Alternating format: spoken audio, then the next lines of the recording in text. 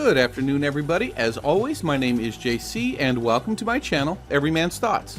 Today's video will have spoilers for Season 1, Episode 4 of Amazon's The Wheel of Time, so if you haven't already seen the show, please hit the subscribe button and come back later. And with that, you've been warned. Let's get started.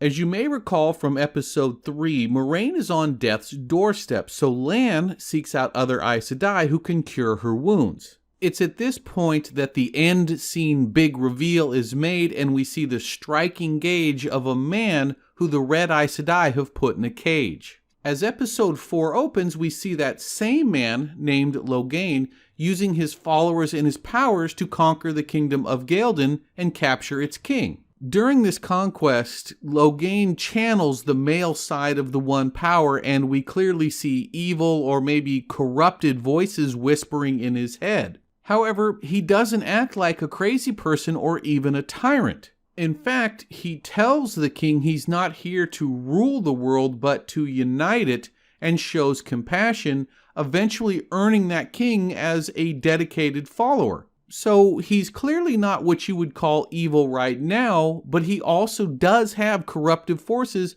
whispering in his ear. Now we jump forward just a little bit at the Aes Sedai camp, and Logain is now their prisoner. At this point, it's important to understand the internal structure of the Aes Sedai. An Ajah within the Aes Sedai is much like a great noble house within other fantasy fiction. An Ajah is a subset of sisters who all wear the same color. That color represents their role within the sisterhood. There are 7 different Ajahs, green for warriors, white for historians, and everything in between.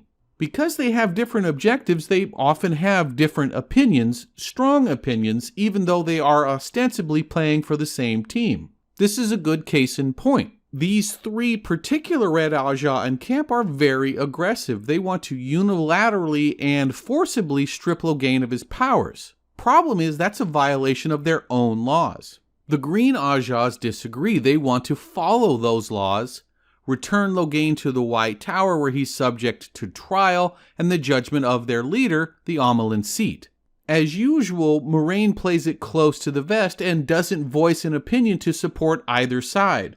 Regardless, she's still pulled into all this conflict and gets drawn into some of the political machinations that are going on in the camp. Now, here's where the writing gets really clever. The status quo can't hold. There are only 4 Aes Sedai strong enough to contain him, and 2 have to be on him 24/7. Yet, they're still hundreds of miles away from the White Tower.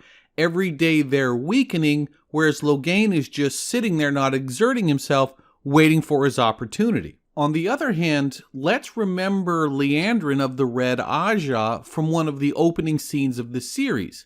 She's a bit of a zealot. She doesn't believe men have any role to play in the protecting of the world.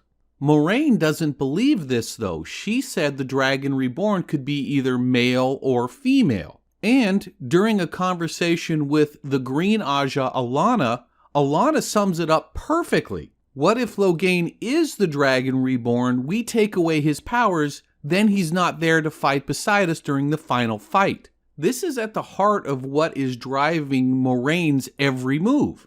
For what it's worth, Logain himself also claims to be the Dragon Reborn. So this whole thing begs the question, which I will ask you. Putting aside the Dragon Reborn for a second, should the Aes Sedai be preemptively stopping any man who can channel the One Power? You in essence know that their power is corrupted, but you don't know how they are going to respond to that corruption. In either case, right about now, a portion of Logain's army shows up, and I'm pretty sure we all know exactly how they feel about that question. The battle itself was pretty underwhelming. I'm not saying it was bad, it's just that you knew you were watching a TV show, not a movie. More importantly though, watch how protective Lan is of Nynaeve. When arrows were flying, he stepped in front of her as a human shield. When they were running, he grabbed her hand to make sure she didn't fall behind. When she was under attack, he killed the people attacking her. At all times, it felt as if he was very conscious of where she was and how much danger she was in. We know earlier the two made a connection while discussing their personal histories, but how deep of a connection? More on that in a minute. Taking advantage of the momentary chaos, Logain breaks out of the prison and incapacitates his 2 guards. This is where we saw one of the smartest things we've seen in the series so far. When Moiraine approaches, Logain is out and unrestricted, but perfectly calm. In fact, he's standing there as if he's some form of messiah figure. If she confronts him directly, she's going to lose, and her friends are presently incapable of defending themselves. Instead, she flatters his ego and pretends to entertain the notion that he is the Dragon Reborn. It's interesting to note that despite how he was treated, he still remains peaceable, intellectual, even philosophical. Eventually, the Aes Sedai have the time they need to rally, and as they attack him, Logain lashes out, killing Kareen, the only Aes Sedai remaining who is still a strong voice against removing his powers forcibly. From this point on, Logain's fate is sealed. This whole sequence leads to one of the biggest pieces of exposition or character development we've seen in the series so far. Seeking revenge for Kareen's death, her warder tries to go full Thor and fails miserably. Logain uses the warder's axes like a fragmentation grenade and wipes out the entire opposing force. Except one, Nynaeve. We were talking earlier about the relationship between Lan and Nynaeve and how deep it was or wasn't, but you notice here, Nynaeve essentially ignores everybody else and immediately rushes towards Lan. I don't know if you'd call it love, anger, desperation, or mercy. Love, anger, desperation, and mercy starting to sound like my high school sex life. But what were we talking about? Oh yeah, Nynaeve. Call it whatever you want, but something happens with Nynaeve and she begins to channel a huge amount of the one power. She splits the weave and saves the entire group. They've had enough of Logain and use their combined strength to permanently strip him of his power. For me, the scene where the one power is being ripped out of his chest and he begins to weep as he realizes what he's lost was probably the most effective use of special effects so far in the show. As great as that scene was, though, there are 3 things to consider as we look forward to the rest of the first season. The deepening relationship between Lan and Nynaeve, which we've already talked about. The fact that Nynaeve can channel, which is undoubtedly going to change her relationship with Moiraine and Egwene. But there's one, the biggest one, that you may have missed. What did Moiraine say to the kids in Emond's Field as they were about to leave? One of you is the Dragon Reborn, and it can be male or female. What did the Dark Friends say to Mat and Lan when she had them at sword point in Breen Spring? One of you 5 will be the Dragon Reborn. Mat even reflected on this. Who's the 5th? Well, the only group of 5 in the series are the 4 kids and Nynaeve. What did Moiraine say to Logain just before they attacked? Your power is like a pinprick of candlelight against the radiant sun of the Dragon Reborn. Once Logain saw Nynaeve's power, what did he say? He said, like the radiant sun. Now, does this prove that Nynaeve is the Dragon Reborn? Of course not. In fact, we've spoken at length about how this show loves misdirection. However, this is the first and obviously strongest implication so far. I am still of the opinion, though, that the official reveal of the Dragon Reborn will be the last scene of the final episode of the first season. Before we move on, I'm pleased to see they're adding more depth to the character of Lan and letting him put his hair down, so to speak. I know that the whole stoicism is book accurate, but some things play on paper better than they do on screen. I believe actor Daniel Henney, who plays Lance, got a lot to offer us, and now he's going to get a greater opportunity to do so. We've already seen actress Zoe Robbins give us some wonderful scenes. I previously mentioned my favorite, that hair flip. However, acting has a lot to do with chemistry. In the previous episode, when Zoe was forced to react off of Stoneface Lan, I felt like both actors were trapped to nobody's benefit. Had things not changed, I would have dreaded a relationship between Lan and Nynaeve. Now I'm looking forward to more from Mr. Henney and Miss Robbins. So now we move on to Mat and Rand. Not a lot of screen time in them for this episode, but what there was interesting. As we pick them up, they're still on the run from the Fade and still traveling with Gleam and Thom. Rand, having known Mat his whole life, knows something wrong, but he can't get his head around it. This is where Thom comes in. Thom has been presented to us as worldly wise. He's traveled extensively. He obviously knows about dark friends and fades. Pretty sure he did a couple of tours in Nam. Despite the trio's limited amount of screen time in this episode, we see multiple scenes where Thom notices something about Mat that he finds suspicious. From his perspective, Mat is quick to anger, the animals don't trust him, and he seems to be suffering from some affliction they can't quite put their finger on. For whatever reason, Thom has taken on a very patriarchal and protective role over these boys, and he feels it necessary to communicate to Rand that he recognizes these symptoms. These symptoms remind him of his nephew who could channel the One Power, and he believes that Mat is capable of that as well. He adds the further warning that once the Aes Sedai found out, they took his nephew's powers away, exactly like we just saw with Logain, and it ruined him. He even asks Rand to keep Mat away from the Aes Sedai or risk losing him.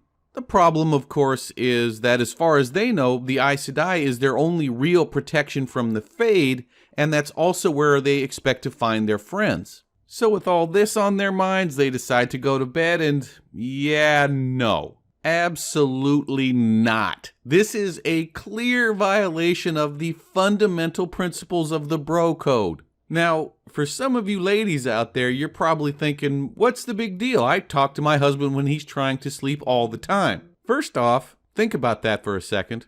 Second, yes, you're allowed. Women are smart enough to have figured out that this is the only time that the television is not on and her words might actually get through her husband's thick head. This exception for wives was grandfathered in the Mars-Venus Accords of '92. No such courtesy exists for other dudes. For those needing clarification on how egregious the violation of Mat's personal space this is according to the aforementioned codes of the bros, let me put it to you this way. No, Mat can't kill him, but he is authorized to stab him. How high on Rand's body that stab wound is allowed to be depends on the proximity of Rand's lips to Mat's ears.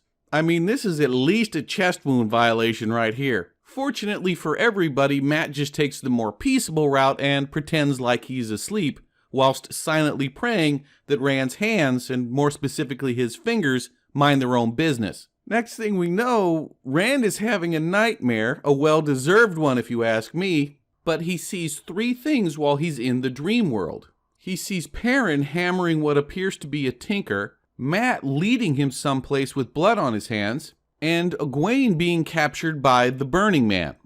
Remember guys, I said last week I was going to step away or stop doing book spoilers, so I'm not going to name this character anymore until it is actually revealed in the show. As we find out immediately afterwards, Mat's vision comes to pass when Mat leads them into the farming family's cabin. So it'll be interesting to see if this is a bit of foreshadowing and his visions of Perrin and Egwene are prophetic as well. So we're in the cabin, the poor farming family has been slaughtered, and the corruption clearly has hold of Mat. The corruption looks exactly like the Force or whatever that chased them out of Shadar Logoth, and somehow gives Mat the capability to see the Fade hiding in the shadows.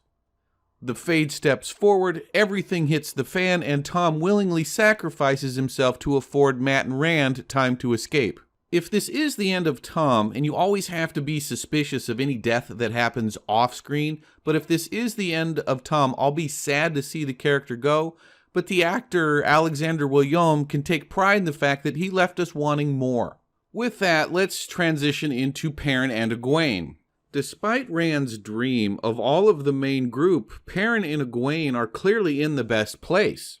They are traveling in relative safety with the Tinkerers and are finding some joy in the journey. Previously, we spoke about how Perrin is very self-aware in regards to his size and his capability to do harm. In the TV series, this took root from when Perrin accidentally killed his wife in the first episode during the Trolloc attack. In this episode, Perrin is finding comfort in the words of a Tinker elder wise woman who is explaining him the way of the leaf. This is likely going to be a catalyst for his progression into a further mentality of passivity.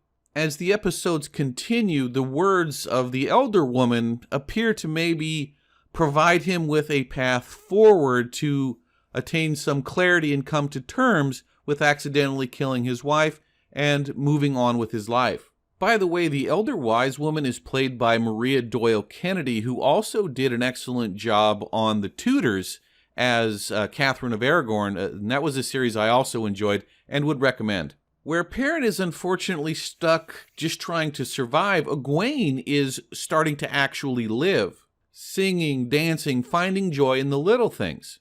The biggest takeaway for her character in this episode is, despite the present circumstances and the fact that she has a very handsome and charming man on her arm, eager for her affections, her thoughts keep returning to Rand.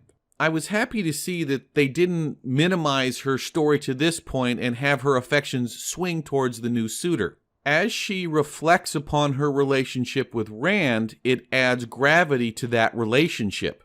As gravity is added to that relationship, so too is weight and consequence added to her earlier decision to seek her own future, her own self-empowerment.